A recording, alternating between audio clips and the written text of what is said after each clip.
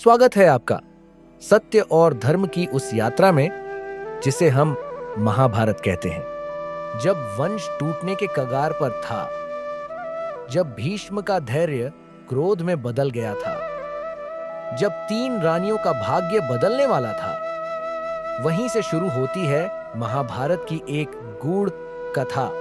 अध्याय 4 विचित्र वीर्य का निधन, भीष्म का क्रोध और वंश की चिंता।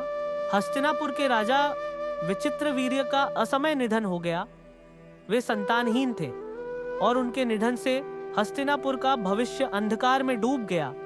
यह देखकर भीष्म बहुत दुखी हुए और उनके भीतर गहरा क्रोध उमड़ आया। भीष्म ने सूर्यदेव से पूछा, मैं राजधर्म निभा रहा हूँ, पितृधर्म भी निभाया, फिर भी मेरी तपस्या व्यर्थ क्यों जा रही है?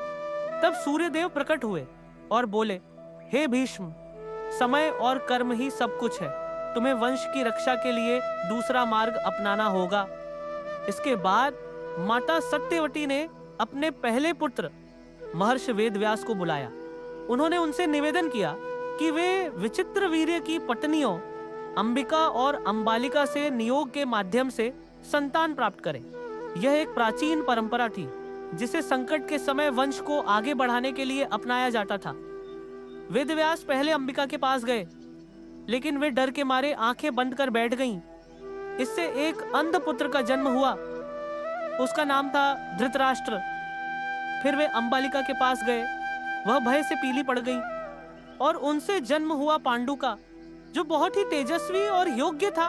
इधर तीसरी बहन अंबा, जिनसे भीष्म ने विवाह करने से मना कर दिया था, वह क्रोधित होकर परशुराम से न्याय मांगने निकल पड़ी और इस प्रकार योग बल, नियोग और तपस्या के माध्यम से हस्तिनापुर को फिर से उत्तराधिकारी मिले और महाभारत की इस गाथा ने एक नया मोड़ ले लिया।